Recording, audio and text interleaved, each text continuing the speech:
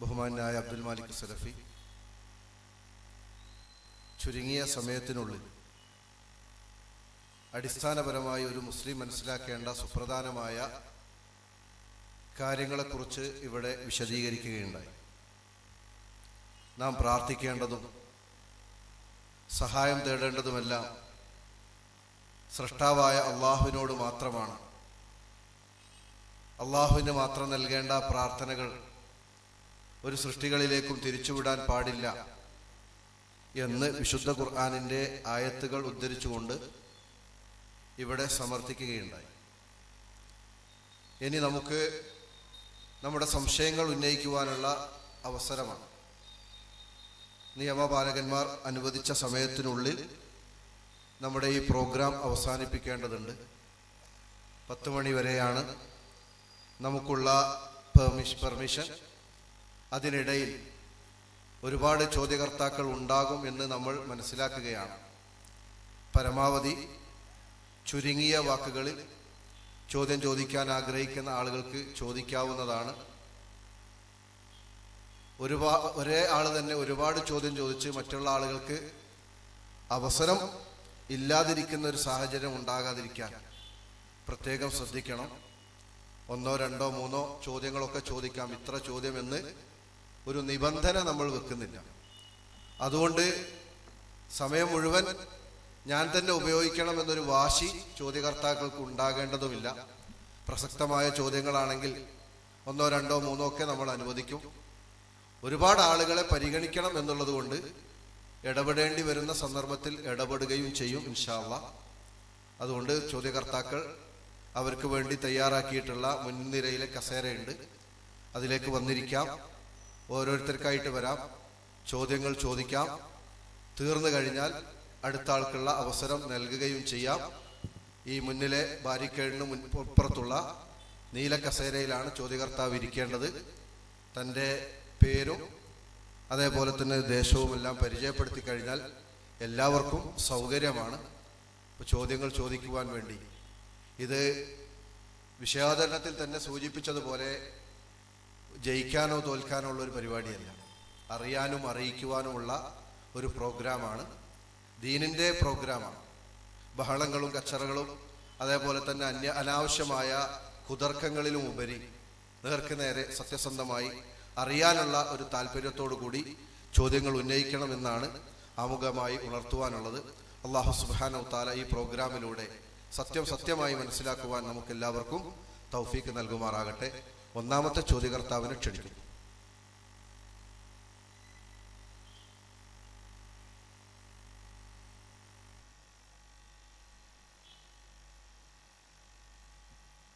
അസ്സലാമു അലൈക്കും. ഞാനൊരു മുജാഹിദ് പ്രവർത്തകനാണ്. പക്ഷേ ഈ ഒരു ചോദ്യം ചോദിക്കാനൊരു കാരണമുണ്ട്. റബീഉൽ മാസം കടന്നുപോയി, അത് നമ്മൾ കണ്ടു. ഇപ്പോൾ ഇത് റബീഉൽ അവ്വൽ, റബീഉൽ താനിയാണ്. റബീഉൽ അവ്വൽ മാസത്തിൽ അല്ലാഹുവിൻ്റെ റസൂല് ജനിച്ചു എന്നുള്ള കാരണത്താൽ സന്തോഷം പ്രകടിപ്പിച്ചു എന്ന് സുന്നികൾ പറയുന്നു. റസൂൽ ജനിച്ചത് കൊണ്ടാണ് ഞങ്ങൾ സന്തോഷം പ്രകടിപ്പിക്കുന്നത്. അതിന് അവർക്ക് പ്രതിഫലം ഉണ്ട് എന്ന് അവർ വാദിക്കുന്നു. ഈ മാസം റബീഉൽ താനിയാണ്. ഈ മാസം സന്തോഷം പ്രകടിപ്പിക്കുന്നത് കണ്ടു. അപ്പോൾ എന്താണ് ഇതിൻ്റെ? ഇന്നലെ പല സ്ഥലത്തും സന്തോഷം, മാലിയും മൗലൂദും പാട്ടും കൊട്ടും പല രീതിയിലുള്ള ആഘോഷങ്ങളെ കണ്ടത്. അപ്പോൾ ഇത് ചോദിച്ചോ പറഞ്ഞു, ഇത് ഞങ്ങളെ റിഫായ് ഷേഖ് അബ്ദുൽ ഖാദിർ ജീലാനി വഫാത്തായ മാസമാണ്. അപ്പോൾ ഇതിനും റസൂൽ ജനിച്ചതിനും സന്തോഷം തന്നെ, അതിനും പ്രതിഫലം. അബ്ദുൽ ഖാദിർ ജീലാനി മരിച്ചതിനും സന്തോഷം തന്നെ. ഇതൊരു ഇരട്ടത്താപ്പായിട്ടാണ് എനിക്ക് തോന്നുന്നത്. ഇത് എന്താണ് ഇതിൻ്റെ ഒരു നിയമം? ഇതിൽ പ്രതിഫലം കിട്ടുന്ന എന്തെങ്കിലും ഉണ്ടോ? അതോ ഇത് വെറുതെ സാധാരണക്കാർ, അതായത് ഇതിനറിയാത്ത സാധാരണക്കാർ വഞ്ചിക്കാനുള്ള, അവർക്ക് ഒരു ചാൻസ് കൊടുക്കാൻ, സന്തോഷിപ്പിക്കാൻ സാധാരണക്കാർ സന്തോഷിപ്പിച്ചിട്ട് ഈ രാഷ്ട്രീയക്കാരെ പോലെ ഈ ആൾക്കാരെ കൂട്ടുന്നൊരു പരിപാടിയാണോ? എന്താണ് ഇതിൻ്റെ ഒരു നിജസ്ഥിതി? എന്താണ് ഇതിന് മുജാഹിദ് പ്രസ്ഥാനത്തിൽ പറയാനുള്ളത്? അതാണ് എനിക്കറിയേണ്ടത്. അസ്സലാമു അലൈക്കും.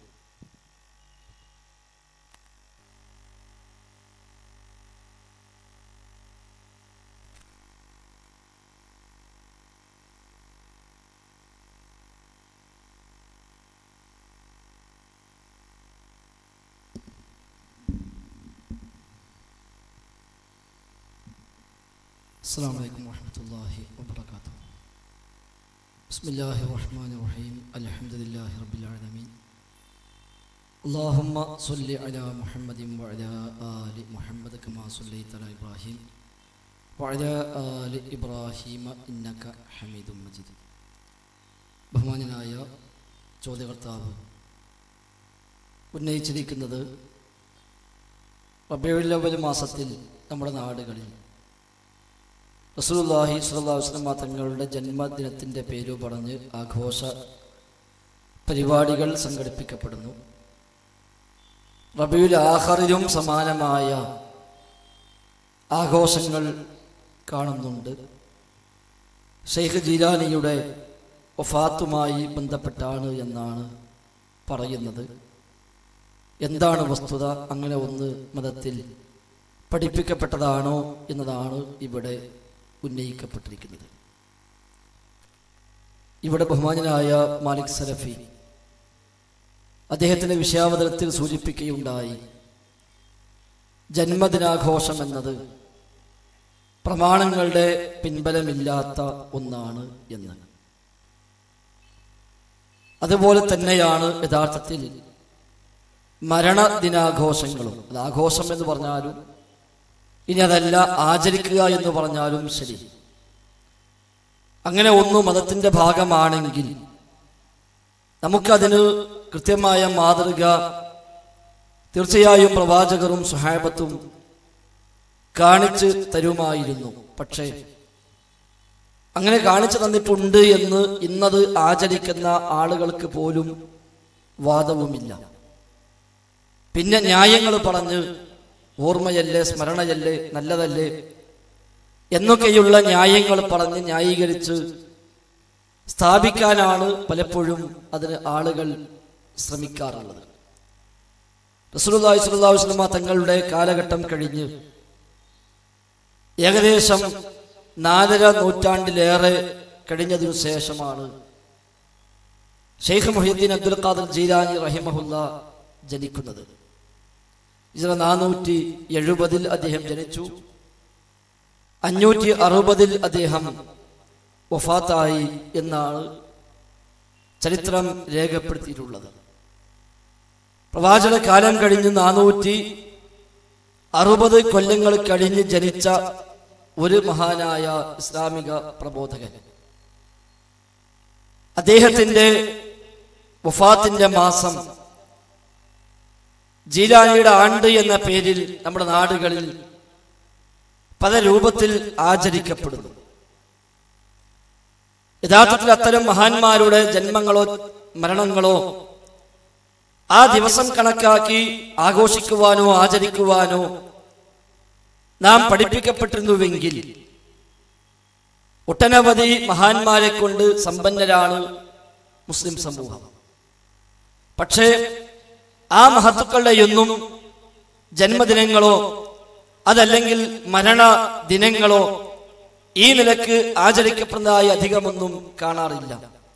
റസൂലുള്ളാഹി സ്വല്ലല്ലാഹു അലൈഹി വസല്ലം തങ്ങളുടെ ജന്മദിനം ആഘോഷിക്കുന്നു, അതേപോലെ ഷെയ്ഖ് ജീലാനിയുടേത് ആഘോഷിക്കുന്നു, ഏറി വന്നാൽ ഇഫാഴിയുടേതും ആഘോഷിക്കുന്നു എന്നതൊഴിച്ചാൽ അബൂബക്കർ സിദ്ദീഖിന്റെയോ ഉമർ ഫാറൂഖിന്റെയോ ഉസ്മാൻ ബിൻ അഫ്ഫാന്റെയോ അലി ബിൻ അബീ ത്വാലിബിന്റെയോ റളിയല്ലാഹു അൻഹു മറ്റു സ്വഹാബിമാരുടെയോ താബിഈകളുടെയോ ഇനി ഷാഫിഈ ഇമാമിന്റെ പോലുമോ ഇമാം ബുഖാരിയുടേതോ ഇമാം മുസ്ലിമിന്റേതോ ഇമാം മാലിക്കിന്റേതോ ഇമാം അഹ്മദിന്റേതോ ഇമാം അബൂ ഹനീഫയുടേതോ റഹിമഹുമുല്ലാഹ് അവരുടെ ആരുടെയും ജന്മദിനങ്ങളോ മരണ ദിനങ്ങളോ ആ നിലക്ക് പ്രത്യേകമായി എടുത്തു കാണിച്ച് അതിന്റെ പേരിൽ നമ്മുടെ നാടുകളിൽ പ്രത്യേകമായ പ്രോഗ്രാമുകൾ സംഘടിപ്പിക്കപ്പെടുന്നതായി നമ്മൾ കാണുന്നില്ല.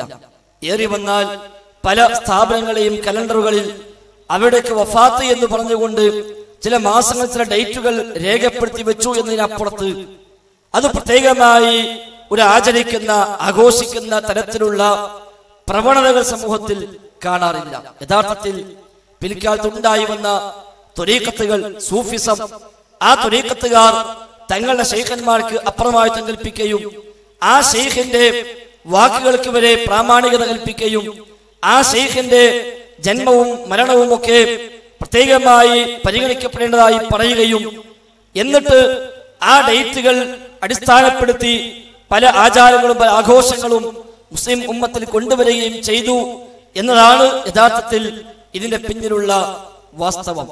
അതുകൊണ്ടാണ് സ്വഹാബിമാരെക്കാൾ താബികളെക്കാൾ തബഉ താബികളെക്കാൾ എല്ലാം അവരെയെല്ലാം മറികടന്നുകൊണ്ട് പിൽക്കാലത്ത് 5-ാം നൂറ്റാണ്ടിൽ ജീവിച്ച ഷെയ്ഖ് ജീലാനി എന്ന് പറയുന്ന ഒരു മഹാനായ ഇസ്ലാമിക പ്രബോധകൻ, അദ്ദേഹത്തിന്റെ പേരിൽ മാത്രം ആ നിലയ്ക്കുള്ള ആഘോഷങ്ങൾ ആചാരങ്ങൾ കടന്നു വന്നത്. അതല്ലെങ്കിൽ ഞാൻ നേരത്തെ സൂചിപ്പിച്ച പോലെ അതിനടുക്ക് കഴിഞ്ഞു പോയ അനേകായിരം സ്വഹാബിമാരും താബികളും തബഉ താബികളും ഒക്കെ അവരുടെയൊക്കെ ജന്മദിനങ്ങളും അവരുടെയൊക്കെ മരണദിനങ്ങളും ഒക്കെ ആ നിലയ്ക്ക് പ്രത്യേകമായി ശ്രദ്ധേയമായതായി സമൂഹത്തിൽ അന്ന് മുതൽ തന്നെ കടന്നു വരേണ്ടതായിരുന്നു. പക്ഷെ അങ്ങനെ ഒന്ന് ഉണ്ടായിട്ടില്ല.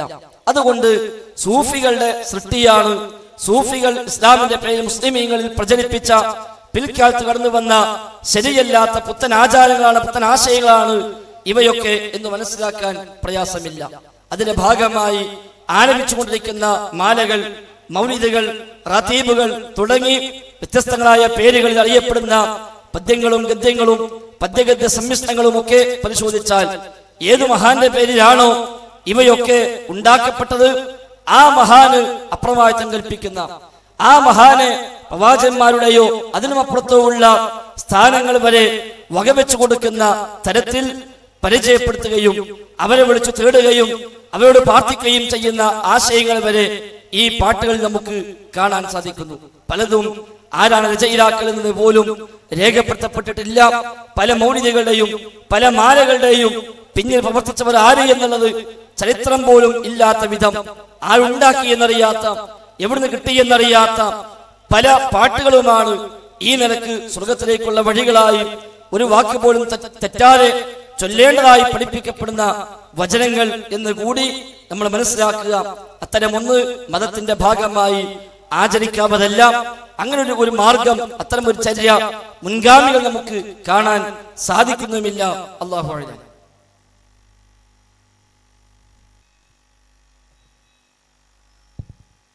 ബിസ്മില്ലാഹിർ റഹ്മാനിർ റഹീം. അൽഹംദുലില്ലാഹി റബ്ബിൽ ആലമീൻ. വസ്സലാത്തു വസ്സലാമു അലാ സയ്യിദിൽ മുർസലീൻ വഅലാ ആലിഹി വസ്വഹ്ബിഹി അജ്മഈൻ. അമ്മാ ബഅദ്.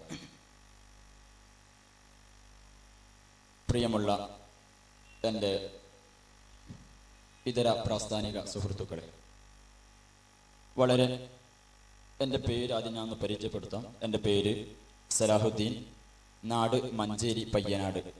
ഇപ്പോൾ പഠിച്ചുകൊണ്ടിരിക്കുകയാണ്, വിദ്യാർത്ഥിയാണ്. ഞാൻ ആദ്യമായി നമ്മുടെ മൗലവി സാഹിബിനോട് ചോദിക്കുന്നത്, നമുക്ക് ഈ പരിപാടിയിലേക്ക് ക്ഷണിക്കാൻ വേണ്ടി സുഹൃത്തുക്കൾ നൽകിയ നമ്മുടെ മുഖാമുഖത്തിൻ്റെ പോസ്റ്ററും അതോടൊപ്പം എനിക്ക് ലഭിച്ച ഒരു ലഘുലേഖയും, ഇത് നമുക്കെല്ലാവർക്കും ലഭിച്ചിട്ടുണ്ടാവും ഞാൻ മനസ്സിലാക്കുന്നത്. ഇവിടെ വീടുകൾ തോറും വിതരണം ചെയ്തിട്ടുണ്ടാവും. പ്രൊഫ്കോൺ അതുപോലെ വിസ്ഡം ഈ പരിപാടിയുടേതാണ്, ഇവരുടെ നേതൃത്വത്തിൽ കൊടുത്തിട്ടുള്ളതാണ്. ഇതിൽ നിന്നാണ് എനിക്കൊരു സംശയം ഉന്നയിക്കാനുള്ളത്. അതിന്റെ 3-ാമത്തെ ഭാഗത്ത് കാണാം, ഇമാമുകളുടെ ഈ വരികൾ കൂടി വായിക്കുക എന്ന് പറഞ്ഞ് നബിദിനാഘോഷം ബിദ്അത്താണ്, അത് ശരിയല്ല, അനാചാരമാണ് എന്ന് തെളിയിച്ചുകൊണ്ട് മഹാന്മാരുടെ ഉദ്ധരണി കൊടുക്കുന്നത് കാണാം. ഇമാം സുയൂത്തി റഹിമഹുല്ല ഇബ്നു ഹജറുൽ അസ്ഖലാനിയുടെ മറുപടി ഉദ്ധരിക്കുന്നത് കാണുക. കാലത്തിന്റെ ഹാഫിളും ഇസ്ലാമിന്റെ ഷെയ്ഖുമായ ഇബ്നു ഹജറിനോട് നബിദിനാഘോഷത്തെ കുറിച്ച് ചോദിക്കപ്പെട്ടു. അദ്ദേഹം ഇങ്ങനെ മറുപടി പറഞ്ഞു: മൗലിദ് ആഘോഷത്തിന്റെ അടിസ്ഥാനം തന്നെ ബിദ്അത്താണ് (അനാചാരമാണ്). 3 നൂറ്റാണ്ടുകളിലെ സച്ചരിതരായ മുൻഗാമികളിൽ നിന്ന് ഒരാളിൽ നിന്ന് പോലും അത് നിവേദനം ചെയ്തതായി വന്നിട്ടില്ല. അൽ ഹാവി ലിൽ ഫതാവ 1/196. ഈ ലഘുലേഖയിൽ ഇത് വായിച്ച ഒരാൾ മനസ്സിലാക്കുക, നബിദിനാഘോഷത്തെ ശക്തമായി എതിർക്കുകയും ബിദ്അത്താണ്, അനാചാരമാണ് എന്ന് ഇബ്നു ഹജറുൽ അസ്ഖലാനി റഹ്മത്തുള്ളാഹി അലൈഹി തങ്ങൾ വാദിക്കുന്നു എന്നാണ്.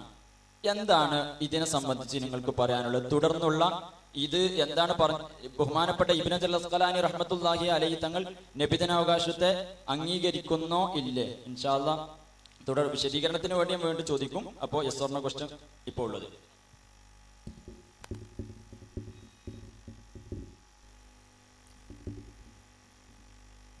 ബഹുമാനായ ചോദ്യകർത്താവ്, നാം ഇറക്കിയ ഒരു ലഘുലേഖയിൽ നിന്നുള്ള ഒരു പരാമർശം ശ്രദ്ധയിൽപ്പെടുത്തിക്കൊണ്ടാണ് ചോദ്യം ഉന്നയിച്ചിരിക്കുന്നത്.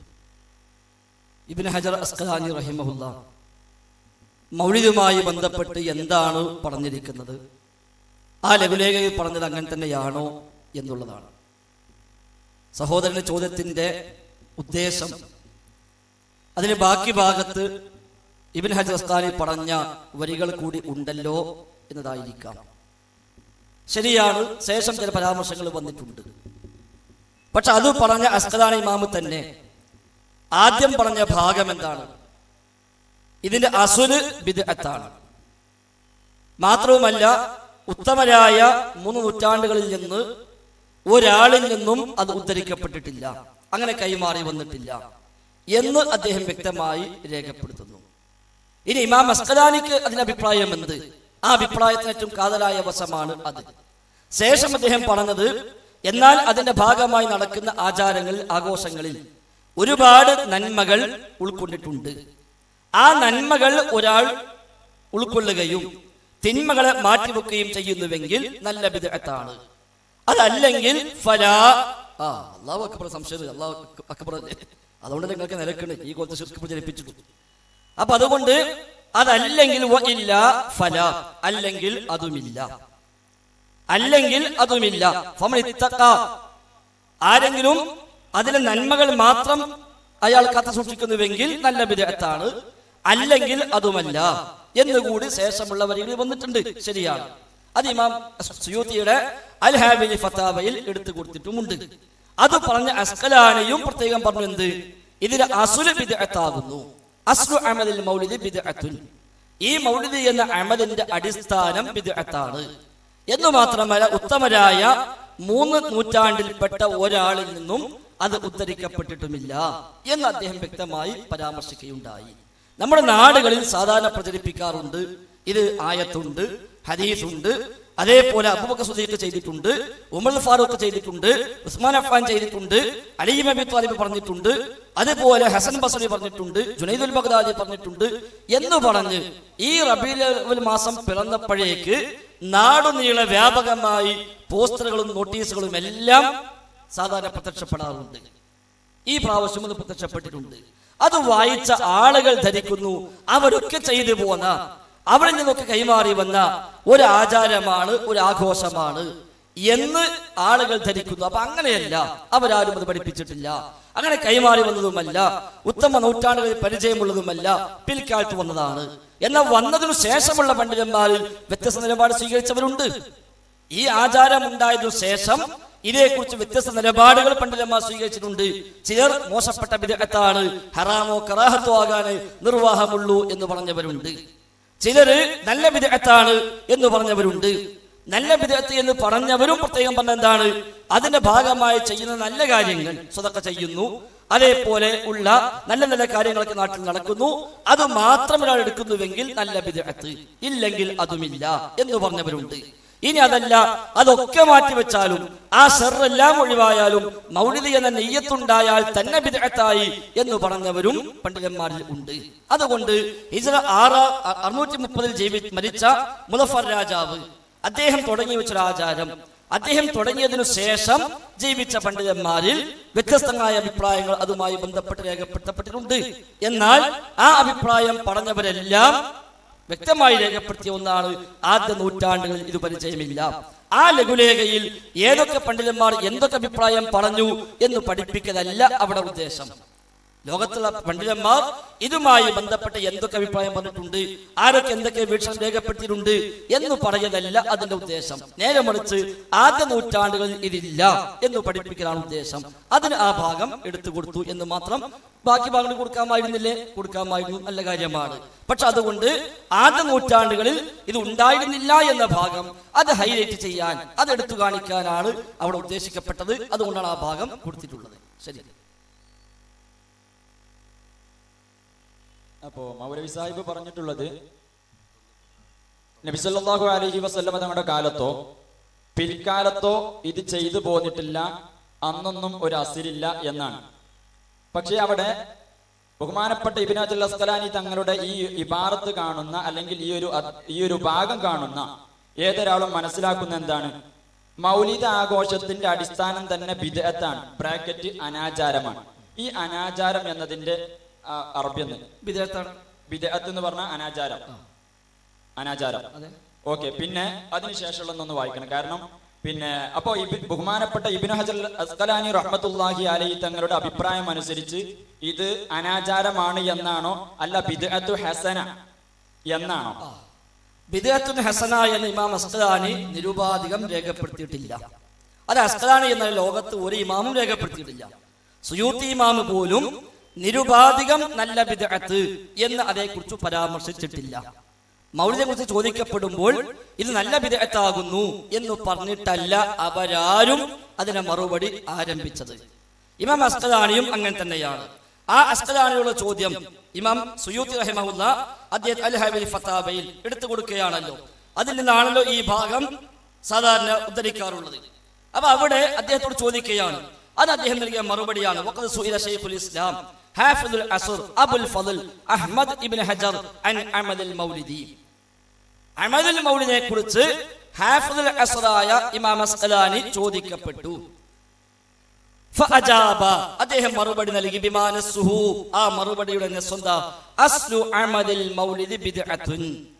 അമദുൽ മൗലിദിന്റെ അസ്ല് ബിദ്അത്താണ്. അവിടെ ബിദ്അത്തുൻ ഹസന എന്ന് പറഞ്ഞിട്ടില്ല. ബിദ്അത്ത് ഹസന എന്ന് പറയാതെ ബിദ്അത്ത് എന്ന് മാത്രം പറഞ്ഞു. ആ ബിദ്അത്ത് എന്ന വാക്കിനാണ് മലയാളത്തിൽ അനാചാരം എന്നർത്ഥം കൊടുക്കാവുന്നത്. ഇനി ഹസനത്ത് കൂട്ടുമ്പോ വേണമെങ്കിൽ എന്ത് പറയാം? നല്ല അനാചാരം എന്ന് പറയാം. അത് ഹസന പറയുന്നിടത്ത് ഇവിടെ അത് പറഞ്ഞിട്ടുമില്ല. ഇവിടെ അസ്ലു അമദിൽ മൗലിദ് ബിദ്അ, മൗലിദ് എന്ന അമദിന്റെ അടിസ്ഥാനം ബിദ്അത്താണ്. ലം തുൻഖൽ, അത് ഉദ്ധരിക്കപ്പെട്ടിട്ടില്ല.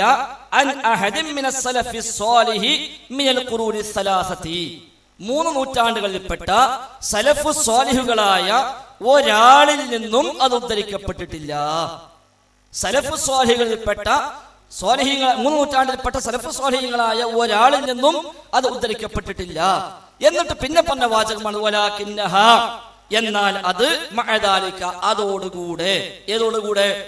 ഏതോടുകൂടെ ഉത്തമ നൂറ്റാണ്ടുകാരായ ഒരാളിൽ നിന്നും ഉദ്ധരിക്കപ്പെട്ടിട്ടില്ല എന്നതോടുകൂടെ ഖദിസ്തമലത് അലാ മഹാസിന വളിദ്ദിഹാ, ഒരുപാട് നന്മകളും അല്ലാത്തവയും അതിൽ ഉൾക്കൊണ്ടിട്ടുണ്ട്. ഒരുപാട് നന്മയും അല്ലാത്തവയും ഉൾക്കൊണ്ടിട്ടുണ്ട്. എന്നിട്ട് ഫമൻ തഹറ ഫീ അമലിഹാ അൽ മഹാസിന, ആ നന്മകളെ ഒരാൾ കാത്തു സൂക്ഷിക്കുകയും വതജന്നബ ളിദ്ദഹാ, അതിന്റെ എതിരായതിനെ ഒഴിവാക്കുകയും ചെയ്യുന്നുവെങ്കിൽ കാന ബിദ്അത്തൻ ഹസന, നല്ല ബിദ്അത്തായി മാറും. വഇല്ലാ ഫലാ, എവിടെ തക്ബീർ? ഇപ്പോഴേ തക്ബീർ ഉള്ളത്. വഇല്ലാ ഫലാ, അല്ലെങ്കിൽ അതുമില്ല. അപ്പൊ അതിന് നല്ല കാര്യങ്ങളുണ്ട്, അല്ലാത്ത കാര്യങ്ങളുണ്ട്. ആ നല്ല കാര്യങ്ങളെ മാത്രം എടുക്കുന്നുവെങ്കിൽ നല്ല ബിദ്അത്ത്, ഇല്ലെങ്കിലോ അതുമില്ല, നല്ല ബിദ്അത്തുമാവുകയില്ല. അപ്പൊ അസ്ലു ബിദ്അത്താകുന്നു. ഉത്തമരായ 3 നൂറ്റാണ്ടിൽപ്പെട്ട ഒരാളിൽ നിന്നും ഉദ്ധരിക്കപ്പെട്ടിട്ടുമില്ല എന്നതിൽ ഇമാം അസ്ഖലാനിക്കും തർക്കമില്ല, ഇമാം സുയൂത്തിക്കും തർക്കമില്ല, ഫാക്കിഹാനിക്കും തർക്കമില്ല, ഇബ്നുൽ ഹാജിനും തർക്കമില്ല, അബൂശാമക്കും തർക്കമില്ല. ഇത് പരാമർശിച്ച ഏതൊക്കെ പണ്ഡിതന്മാരുണ്ടോ അവർക്കാർക്കും ആ വിഷയത്തിൽ തർക്കമില്ല. ഇനി അതിന്റെ ഭാഗമായി നല്ല കാര്യം നടക്കുന്നുണ്ട്, സ്വലാത്ത് നടക്കുന്നുണ്ട്, ഖുർആൻ ഓതുന്നുണ്ട്, പലതും നടക്കുന്നുണ്ട്. അതുകൊണ്ട് അതിന്റെ വിധിയിൽ പണ്ഡിതന്മാർ പരഭിപ്രായം രേഖപ്പെടുത്തി. ചിലര് പറഞ്ഞു നല്ല ബിദ്അത്താണ്, ചിലര് പറഞ്ഞു ആ നിയ്യത്ത് ഉണ്ടായാൽ തന്നെ അത് ഇസ്ലാമിന്റെ ആ നല്ലത് എന്ന വൃത്തത്തിൽ നിന്ന് പുറത്തുപോയി. കാരണം എന്താ? ദീനിൽ ഒരു പുതിയ നിയ്യത്ത് ഏറ്റാൻ പോലും നമുക്ക് അധികാരമില്ല എന്ന് പറഞ്ഞാണ് ഇബ്നു ഹാജുൽ മാലിക്കി. അപ്പൊ അങ്ങനെ വ്യത്യസ്ത അഭിപ്രായങ്ങൾ പണ്ഡിതന്മാർ രേഖപ്പെടുത്തിയിട്ടുണ്ട്. ആ ലഘുലേഖയിൽ നാം ഉദ്ദേശിച്ചെന്താണ്? ആദ്യ 3 നൂറ്റാണ്ടിൽ നിന്ന് ഇത് കൈമാറി വന്നതല്ല എന്നത് ഞങ്ങൾ മാത്രം പറയുന്ന ഒന്നല്ല. അത് മുജാഹിദീങ്ങളുടെ ആരോപണമല്ല. നേരെ മറിച്ച് സുദീഖുൽ അക്ബർ, ഉമർ ഖത്താബും ഒക്കെ നടത്തി എന്ന് സാധാരണ നിങ്ങളെപ്പോലുള്ള ആളുകൾ ഈ നാട്ടുകാർക്ക് പറഞ്ഞു കൊടുക്കുന്നത് അത് വ്യാജമാണ്, അതില്ലാത്തതാണ്, അത് ഇവരാരും അംഗീകരിച്ചതല്ല എന്നതാണ് അതിലൂടെ സ്ഥാപിക്കാൻ ഉദ്ദേശിച്ചിട്ടുള്ളത്. അവിടെ വലാകിന്നഹ മഅദാലിക, മഅദാലിക എന്ന് പറഞ്ഞാൽ എന്താണ്? അല്ല നിങ്ങൾക്ക് പറയാം. ഞാൻ പറഞ്ഞല്ലോ. പറയും. ഞാൻ പറഞ്ഞു കഴിഞ്ഞു. പറഞ്ഞോളൂ. നമ്മൾക്ക് ഇബാറത്ത് കൃത്യമായിട്ട് കിട്ടാൻ വേണ്ടിട്ട് നിങ്ങൾ പറഞ്ഞല്ലോ. ഒരു പ്രാവശ്യം പറഞ്ഞു ഉത്തമ നൂറ്റാണ്ടുകാരിൽ നിന്ന് കൈമാറി വന്നിട്ടില്ല എന്നതോടൊപ്പം തന്നെ വലാകിന്നഹ. അപ്പൊ അങ്ങനെ അപ്പൊ ആ ബിദ്അത്ത് അവരോടുകൂടെ അല്ലെ, അനാചാരം അവരോടുകൂടെ, എന്നിട്ട് പിന്നെ അനാചാരം അവരോടുകൂടെ പിന്നെ അതിൽ ഖൈറ് കൊണ്ടെന്നാൽ അതിന് കൂലിണ്ട് എന്നാണ്. നല്ല വിധേയത്താണ്. അതന്നെ നല്ല ബിദ്അത്ത് പറഞ്ഞ കൂലിണ്ട് എന്നല്ലേ എന്നാണ് അസ്ഖലാനി പറഞ്ഞത്. എന്തിനാണ് സുഹൃത്തെ എന്താ പ്രശ്നം? കൂടുതലായിട്ട് ശ്രദ്ധിക്കണത്. അതായത് നമ്മള് അതിന് കൊടുക്കുന്നല്ലോ പോലെ അതിന് കൊടുന്നാണല്ലോ ഓലെ ദൗത്യം ചെയ്യും. അതെ, ഞാൻ പറയുന്നത് എന്തിനാണോ കൊണ്ടുവന്ന ആ ദൗത്യം നിർവഹിച്ചോട്ടെ. അല്ല, നമ്മൾ നിഷ്പക്ഷമായിട്ട് ഖൈർ ഉദ്ദേശം മാത്രമാണ് എന്നല്ലാതെ നമ്മൾ ഒരാളെ തോൽപ്പിക്കാനോ ഒരാളെ മുട്ടുകുത്തിക്കാനോ വേണ്ടിയിട്ടല്ല. നിങ്ങൾ ശ്രദ്ധിക്കണം, ഇത് കൊണ്ടുവന്നത് മൗലിദ് ആഘോഷത്തിനെ കുറിച്ച് ഇത് വായിക്കുന്ന ഒരാള് ഇബ്നു ഹജറുൽ അസ്ഖലാനി റഹ്മത്തുള്ളാഹി അലൈഹി തങ്ങളുടെ അഭിപ്രായം അനുസരിച്ച് ഇത് അനാചാരമാണെന്ന് പറയേണ്ടി വരും അല്ലേ? അനാചാരം എന്ന് പറയേണ്ടി വരും. കാരണം നിങ്ങൾ പറഞ്ഞു ബിദ്അത്തിന് അനാചാരം എന്ന് ബ്രാക്കറ്റിൽ കൊടുത്തു. എന്നിട്ട് പിന്നെ ആ അനാചാരം അവരോടുകൂടെ പിന്നെ കൂലി കിട്ടുന്നോ? അത് കണ്ടീഷൻ വെച്ചു. അതെ, ആയിക്കോട്ടെ, നിരുപാധികം പറഞ്ഞിട്ടില്ല. ഓക്കെ, കണ്ടീഷൻ വെച്ചു. എന്താ നമ്മളെ അവിടെ കണ്ടീഷൻ വെച്ചത്? നല്ല ഖൈറായ കാര്യങ്ങളാണ് ചെയ്യുന്നതെങ്കിൽ ബിദ്അത്തു ഹസനയാണ് എന്നല്ലേ?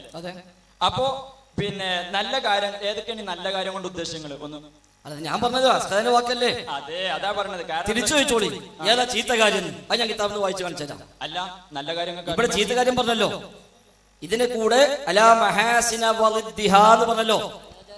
വലാകിന്നഹാ ഖദ് ഇസ്തമല അലാ മഹാസിന വളിദ്ദിഹ. ഒരുപാട് നന്മയുണ്ട്, ഒരുപാട് തിന്മയുണ്ട് അതിന്റെ ഭാഗമായി നടക്കുന്നത്. ശരിയാണ്. റബീഉൽ 12 നമ്മുടെ നാട്ടിന്റെ ഭാഗമായി ചെയ്യുന്ന എല്ലാ കാര്യവും ഒരു ശിർക്ക് മാത്രമേ ചെയ്യുന്നുള്ളൂ എന്നില്ലല്ലോ. അതിന്റെ ഭാഗമായി ഖുർആൻ ഓതുന്ന മനുഷ്യന്മാരുണ്ട്. ആ ഖുർആൻ ഓത്ത് ഇതിന്റെ പേരിലാകുമ്പോൾ ബിദ്അത്തുൻ ഹസന എന്ന് പറയണോ? അതല്ല അതും ബിദ്അത്തുൻ സയ്യിആകുമോ എന്നും വരാമല്ലോ. റബീഉൽ 12 ഒരാൾ പ്രത്യേകം ഖുർആൻ ഓത്ത് ഉണ്ടാക്കി. 11-നില്ലാത്ത 13-നില്ലാത്ത ഒരു സ്പെഷ്യൽ ഖുർആൻ ഓത്ത് ഒരാൾ 12-ന് നടത്തി. നബി തങ്ങൾ ജനിച്ച മാസല്ലേ, നബി ജനിച്ച ദിവസമല്ലേ? നിങ്ങൾ ശ്രദ്ധിക്കേ, അദ്ദേഹം ശ്രദ്ധിക്കട്ടെ. നിങ്ങൾ നബി തങ്ങൾ ജനിച്ച ദിവസമാണല്ലോ, അതുകൊണ്ട് ഞാനെന്നൊരു 10 സൂറത്ത് ഓതുകയാണ് എന്ന് പറഞ്ഞ ഒരാൾ ഖുർആൻ ഓതി. ആ ഖുർആൻ ഓതൽ എന്താണ്?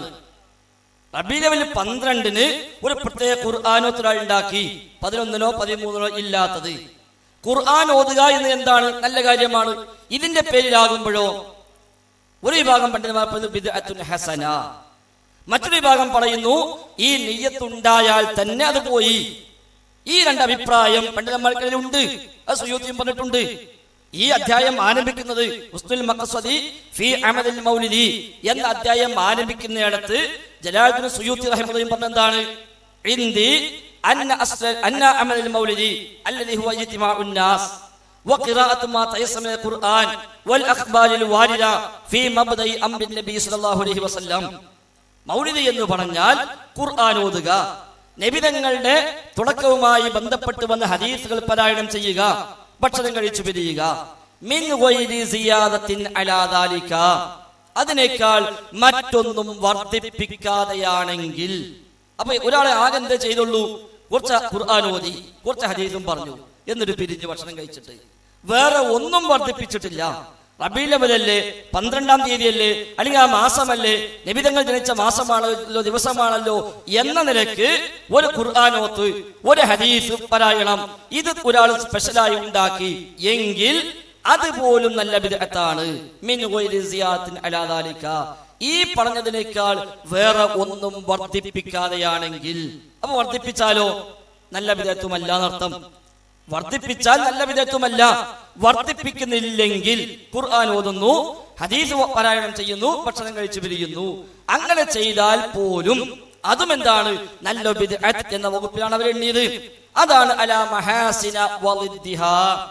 കുറെ നന്മകൾ ഇതിന്റെ ഭാഗമായി നാട്ടിൽ നടക്കുന്നുണ്ട്, അല്ലാത്തതും നടക്കുന്നുണ്ട്. ഈ നന്മകളെ മാത്രം ഒരാൾ ശ്രദ്ധിക്കുന്നു, നന്മകൾ മാത്രം ഒരാൾ ചെയ്യുന്നു എങ്കിൽ അത് നല്ല ബിദ്അത്താണ്. അല്ലെങ്കിലോ വഇല്ലാ ഫലാ, അല്ലെങ്കിൽ അതുമല്ല. അതാണ് ഇമാം അസ്ഖലാനി അവിടെ രേഖപ്പെടുത്തി വെച്ചത്. അതേ അസ്ഖലാനി തന്നെ ആദ്യ ഭാഗത്ത് വ്യക്തമായി എന്ത് പറഞ്ഞു? ഇതിന്റെ അസ്ല ബിദ്അത്താണ്. ഉത്തമ നൂറ്റാണ്ടുകളിൽ നിന്ന് ഒരാളിൽ നിന്നും ഇത് ഉദ്ധരിക്കപ്പെട്ടിട്ടില്ല 3 നൂറ്റാണ്ടിൽ എന്നുകൂടി പ്രത്യേകം പറയുകയും ചെയ്തു. ശരി.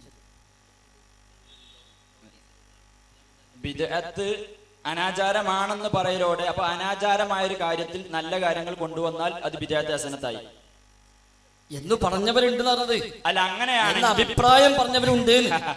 അങ്ങനെ തമാശ നിങ്ങൾക്ക് തമാശ തോന്നി. കാരണം എന്താ പറയുക, നിങ്ങൾ മനസ്സിലാക്കണം. പിന്നെ അനാചാരങ്ങൾ എന്തിനാ കൊടുക്കണം? അനാചാരം കൊടുക്കേണ്ട ആവശ്യമില്ല. കാരണം അതിന് ശേഷം ഇവർ കൊണ്ടുവരാണ് ഖൈറായ കാര്യങ്ങൾ കൊണ്ടുവന്നു കഴിഞ്ഞാൽ അത് കൂലിയുള്ളതാണ്, ബിദ്അത്ത് ഹസനയാണ്.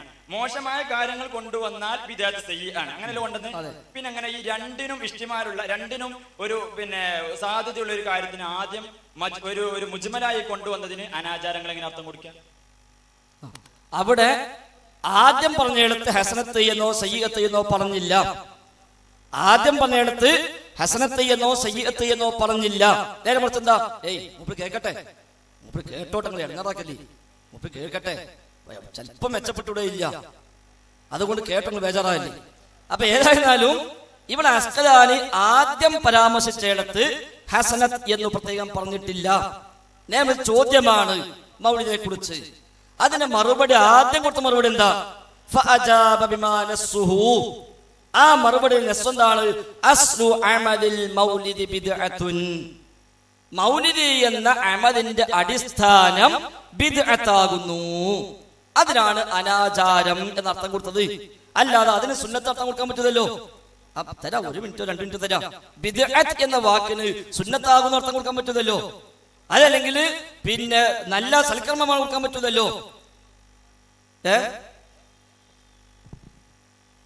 പുത്തൻവാദം എന്ന് കൊടുത്താൽ അത് വേണമെങ്കിൽ കൊടുക്കാം, കുഴപ്പമില്ല. അത് വേണമെങ്കിൽ അടുത്ത വർഷം കൊടുക്കുമ്പോ പുത്തൻവാദമാകുന്നു എന്ന് കൊടുത്താലും വലിയ പ്രശ്നമൊന്നുമില്ല. കാരണം പുത്തൻവാദം എന്ന് പറഞ്ഞാൽ പുത്തൻ ആശയം, പുതിയ കാര്യം. നിങ്ങൾ ബേജാറായില്ലേ? നിങ്ങൾക്ക് എന്താ ബേജാർ? എത്ര ഇസ്തിഗാസൊന്നുമല്ല, അത് തവസ്സുലാണ്. അപ്പൊ ഏതായാലും ഈ വിഷയം പിന്നെ അവിടെ ബിദ്അത്താണ്, അനാചാരമാണെന്ന് കൊടുത്തു. ഈ അനാചാരമാണെന്ന് പറയാൻ ശേഷം ഇതിനെ തഖ്സീം ചെയ്യുന്നുണ്ട്, 2 വിഭാഗമാക്കി തിരിക്കുന്നു. ബിദ്അത്ത് എന്ന് പറഞ്ഞാൽ എന്താ? ഒരു ബിദ്അത്താണ്, അതോടുകൂടെ തന്നെ ബിദ്അത്ത് ഹസനയാണ്, ബിദ്അത്ത് സയ്യിഅാണെന്ന് പിന്നെ കൊണ്ടുവരുന്നത്. എന്നാ പിന്നെ ഈ തഖ്സീം രണ്ടിനും മാറ്റി അത് ശ്രദ്ധിക്കാതെ അനാചാരമാണെന്ന് പറഞ്ഞാൽ അത് ജനങ്ങൾ എന്ത് മനസ്സിലാക്കും? ഇബ്നു ഹജർ ഹൈതമി തങ്ങളും ഇങ്ങനെ അനാചാരമാണ് കൊണ്ടുവന്നിട്ടുള്ളത് എന്ന് പറയൂലേ ഇബ്നു ഹജർ അസ്ഖലാനി റഹ്മത്തുള്ളാഹി അലൈഹി തങ്ങൾ. ശരി, ഹൈതമി നിങ്ങൾ പണ്ട് സുന്നി വോയിസ് അയച്ചു കൊടുത്താണ്, അത് ആ ഓർമ്മയിലേക്ക് മുമ്പ് പറഞ്ഞിട്ടുണ്ടാവാം. മനുഷ്യനാണ് പിഴവ് സംഭവിക്കുക, അതിൽ പിടിച്ചു ആവശ്യമില്ല. ണല്ലോ നിങ്ങളെ സംബന്ധിച്ച് ഹൈതമി കുറച്ച് നല്ല അസ്കലാബറാണല്ലോ. അപ്പൊ നിങ്ങൾ എന്തായാലും മാറ്റുക ഉറപ്പല്ലേ? അതുകൊണ്ടല്ല, അത് വിഷയമല്ല. അപ്പൊ ഏതായാലും അസ്കലാനി ഇമാമോട് പറഞ്ഞത് എന്താ?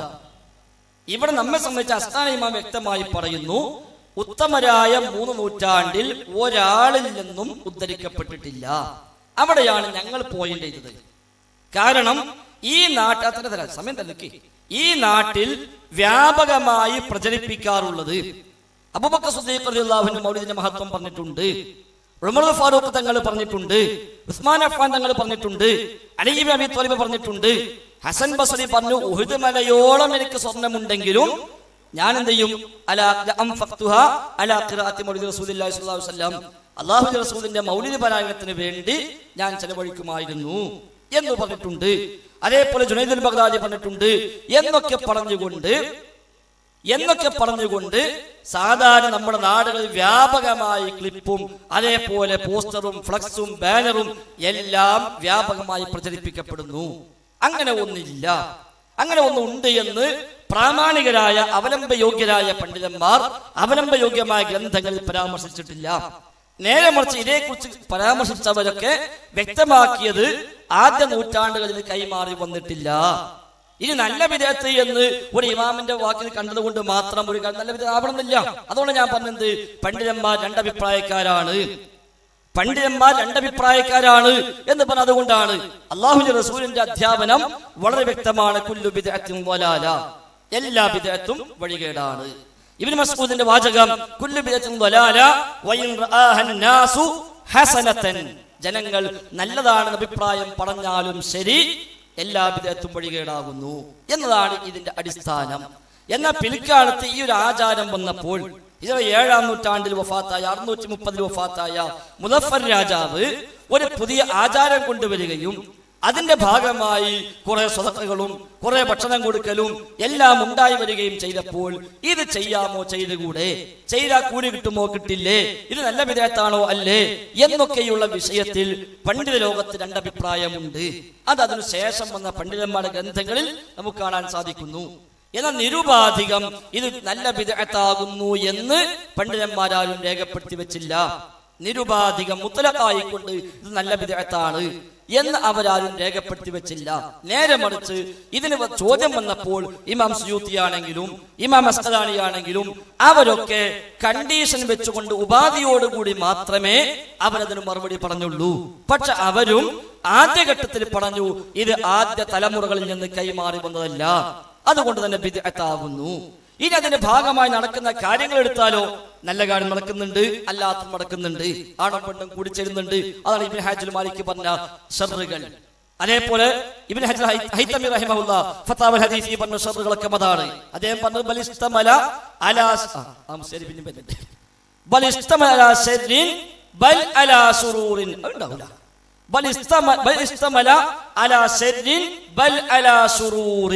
എന്നാണ് ഫതാവൽ ഹദീസിയയിൽ ഇബ്നു ഹജർ ഹൈതമി പറഞ്ഞത്. ഇതിൽ ഷർറുണ്ട്, അല്ല ഷർറുകൾ ധാരാളമുണ്ട്. എന്നിട്ട് പറഞ്ഞു ഒരു ഷർറും ഇല്ല എന്ന് വെക്കുക, ആണും പെണ്ണും പരസ്പരം കൂടിക്കലർന്നു എന്നത് മാത്രം മതി ഷർറായിട്ട് എന്നാണ് ഇബ്നു ഹജർ ഹൈതമിയുടെ വാചകം.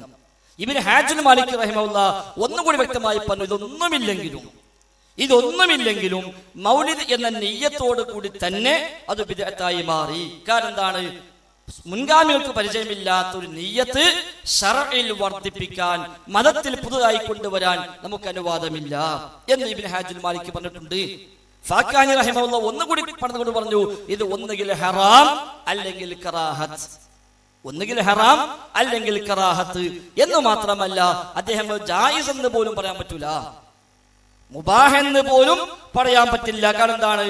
ലിഅന്നൽ ഇബ്തിദാഅ ഫിദ്ദീനി, ദീനിൽ ബിദ്അത്ത് ഉണ്ടാക്കുക എന്നുള്ളത് ഒരിക്കലും ജായിസ് അല്ല, അതുകൊണ്ട് ജായിസ് ഒന്നും പറയാൻ പറ്റില്ല. വഹാദാ ജവാബി ബൈന യദയില്ലാഹി തആല ഇൻ അൻഹു സുഇൽതു. നാളെ റബ്ബിന്റെ കോടതിയിൽ അല്ലാഹു തആല എന്നോട് ചോദിച്ചാൽ അവിടെ പോലും ഈ മറുപടിയാണ് ഞാൻ പറയുക എന്നുവരെ എഴുതി വെച്ച ആളാണ് ഫാക്കിഹാനി റഹിമഹുല്ലാഹ് അൽ മൗലിദു ഫിൽ കലാമി അലാ അമൽ മൗലിദ് എന്ന കിതാബിൽ. അതാ ഞാൻ സൂചിപ്പിച്ചത്. ഈ ആചാരം വന്നതിനു ശേഷം ഇതേക്കുറിച്ച് പണ്ഡിതന്മാർ വ്യത്യസ്ത വീക്ഷണം രേഖപ്പെടുത്തിയിട്ടുണ്ട്. ചിലർ നല്ല ബിദ്അത്ത് എന്ന് പറഞ്ഞു, ചിലർ അല്ലാത്ത ബിദ്അത്ത് എന്ന് പറഞ്ഞു, ചിലർ ഉപാധി വെച്ചുകൊണ്ട് നന്മ മാത്രം എടുക്കൽ നല്ല ബിദ്അത്താണ് അല്ലെങ്കിൽ അതുമില്ല എന്ന് പറഞ്ഞു. ചിലർ പറഞ്ഞു നന്മകൾ മാത്രം എടുത്താലും ശരി, ദീനിൽ ഒരു പുതിയ ആചാരം ഉണ്ടാക്കിയത് ശരിയല്ല, അത് ന്യായമല്ല, അതുകൊണ്ട് ആ നിയ്യത്തോടു കൂടി തന്നെ അത് മോശപ്പെട്ട ബിദ്അത്തായി മാറുകയും ചെയ്തു എന്നും അഭിപ്രായം പറഞ്ഞവരുണ്ട്. അല്ലാഹു അഅലം. എനിക്ക് ഒരു തെറ്റിദ്ധരിക്കലിന്റെ ശൈലിയിൽ അപ്പൊ തോന്നുന്നത്, ഞാനൊരു ചെറിയ കാര്യം കൂടെ ചോദിക്കട്ടെ. ഈ മുഖാമുഖം പരിപാടി അനാചാരമല്ല, നല്ല പരിപാടി എന്നല്ലേ നമ്മൾ പറയാം? ഒറ്റ വാക്കിലുള്ള അല്ല, ഇത് മുഖാമുഖം പരിപാടി നമ്മൾ ഈ വെക്കുന്ന പരിപാടി ഇത് അനാചാരാണോ, മോശമായ പരിപാടിയാണോ?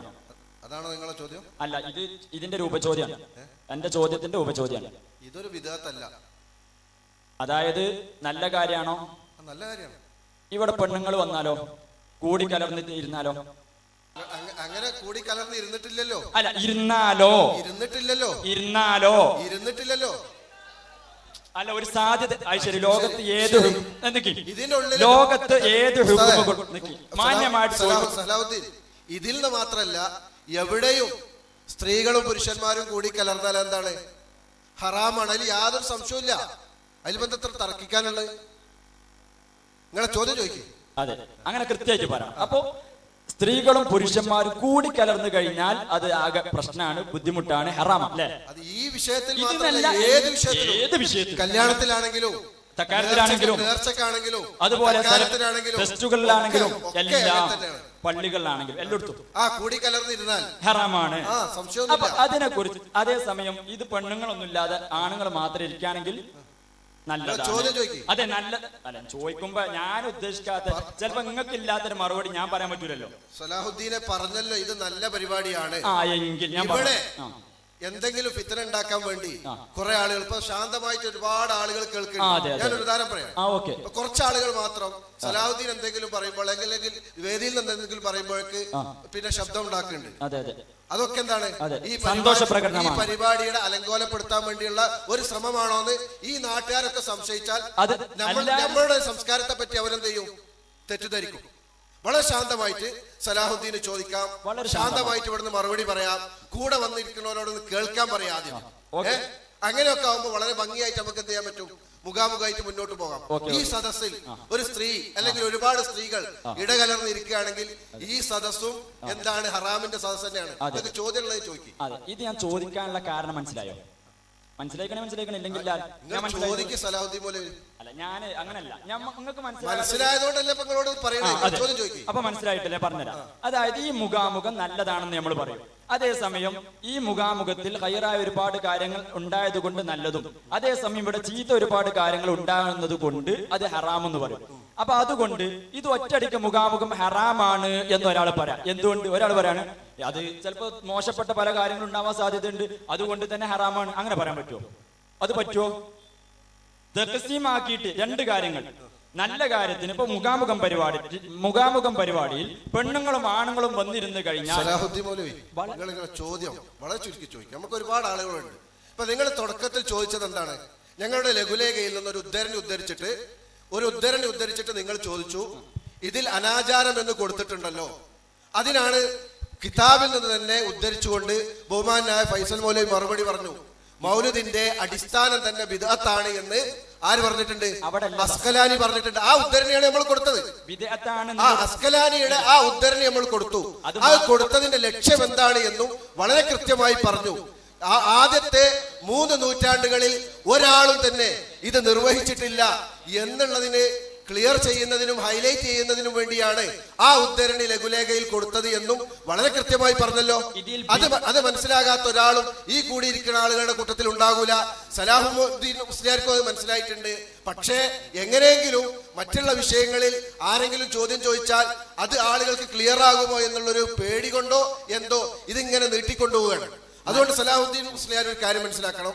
നിങ്ങൾക്ക് വളരെ കൃത്യമായി അനുബന്ധമായി വല്ലതും ചോദിക്കാനുണ്ടെങ്കിൽ ചോദിക്കുക. നിങ്ങളെ കൂടെ വന്ന ഒരുപാട് സഹോദരങ്ങളുണ്ട്, അവർക്ക് ചോദിക്കാനും കൂടി അവസരം കൊടുക്കണം. ഞാൻ തുടക്കത്തിലേ പറഞ്ഞു 10 മണി വരെ നമുക്ക് സമയമുള്ളൂ. നിങ്ങൾ അതുകൊണ്ട് അന്യായമായി സമയം കവരുന്ന ഒരു സാഹചര്യം ഇല്ലാതിരിക്കാൻ വേണ്ടി പ്രത്യേകം ശ്രദ്ധിക്കുക. അതായത് അങ്ങനെ അതാണ് റാഹത്തുനിക്കും. ബിദ്അത്താണെന്ന് ആക്കി തരാം. ബിദ്അത്താണ് എന്നതിന് അവിടെ അനാചാരമാണ് എന്ന് നിങ്ങൾ ഒരു കൈതുല്ലാതെ കൊടുത്തില്ലേ? അങ്ങനെയാണോ ബഹുമാനപ്പെട്ട അസ്കലാനി ഇമാമിന്റെ ഇബാറത്ത് പോകുന്നത്? അങ്ങനല്ല, അങ്ങനെ അനാചാരാണെന്ന് ഇങ്ങനെ പറയാം. കാരണം ഒരു അനാചാര സുഹൃത്തുക്കൾ, ഇപ്പൊ നിങ്ങൾ നേരത്തെ പറഞ്ഞ എന്താ പുത്തൻ വാദം എന്ന് കൊടുത്താൽ മതിയായിരുന്നു അല്ലേ? അതെ. അപ്പൊ ഏതെങ്കിലും മൗലിദ് പുത്തൻ വാദമാണല്ലോ. അതെ, പുത്തൻ വാദമാണ്. ഇനിയിപ്പോ ആകെ തർക്കം എന്താണ്? അനാചാരാണോ? ആയിക്കോട്ടെ, ശരി. ഇനിയിപ്പോ ആകെ തർക്കം എന്താണ്? മൗലിദ് പുത്തൻ വാദം എന്ന് പറയണോ അനാചാരം എന്ന് പറയണോ എന്നാ. ഞങ്ങളെ സംബന്ധിച്ച പുത്തൻ വാദങ്ങളൊക്കെ അനാചാരാണ്. എല്ലാ പുത്തൻ വാദങ്ങളും അള്ളാന്റെ ദീനിൽ പുതിയതായി ഏതൊന്ന് ആര് കൊണ്ടുവന്നാലും, അത് നിങ്ങൾ കൊണ്ടുവന്നാലും ശരി, ഞാൻ കൊണ്ടുവന്നാലും ശരി, ആര് കൊണ്ടുവന്നാലും ശരി, അള്ളാന്റെ ദീനിൽ പുതിയതായി ആര് കൊണ്ടുവന്നാലും ശരി, അതൊക്കെ അനാചാരമാണ്, അതൊക്കെ പുത്തൻവാദമാണ്. അതുകൊണ്ട് പുത്തൻവാദം സമം അനാചാരം, അനാചാരം സമം പുത്തൻവാദം. അത് നിങ്ങൾ പറയാം. ബഹുമാനപ്പെട്ട ഇബ്നു ഹജർ അസ്ഖലാനി റഹ്മത്തുള്ളാഹി അലൈഹി തങ്ങൾ ഈ നബിദിനാഘോഷത്തെ കുറിച്ച് അവിടെ ബിദ്അത്താണെന്ന് പറഞ്ഞപ്പോ പുതിയതാണ് എന്ന് നിങ്ങൾക്ക് അർത്ഥം കൊടുത്താൽ കുഴപ്പമില്ലായിരുന്നു. കാരണം പുതിയതാണ്